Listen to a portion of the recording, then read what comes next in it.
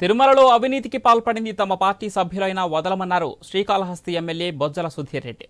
కూటమి ప్రభుత్వం ఏర్పడి 100 రోజులు అవుతుండటంతో రేణిగుంట మండలం కరకంబాడి దగ్గర తారక రామానగర్లో బొజ్జల సమావేశం నిర్వహించారు. తారక రామానగర్ను అధునాతన పద్ధతిలో మార్పు చేయడమే తమ పార్టీ లక్ష్యమన్నారు.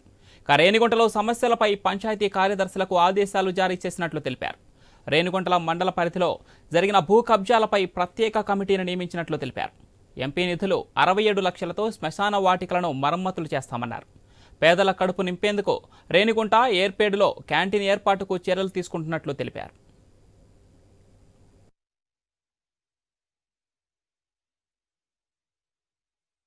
రోజుల ప్రభుత్వంలో కాళహస్తిని చూస్తే మరి బ్రహ్మాండంగా ఏ రకంగా అభివృద్ధి చేస్తున్నాడో కళ్ళ కనిపిస్తాం.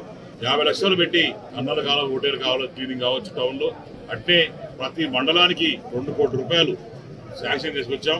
డ్రైన్స్ కి మరి సిసి రోడ్స్ కి అన్ని తీసుకొచ్చాం. అట్నే దగ్గర 2000 పైచులకు లైట్లు ఈ 100 రోజులు వేసాం. దగ్గర 86 పోల్ వేసాం. దాని తర్వాత మరి 3 బీసీ హాస్టళ్లు సొంత నిధులతోని దగ్గర 32 లక్షల రూపాయల నిధులతోని మరి 3 హాస్టళ్లు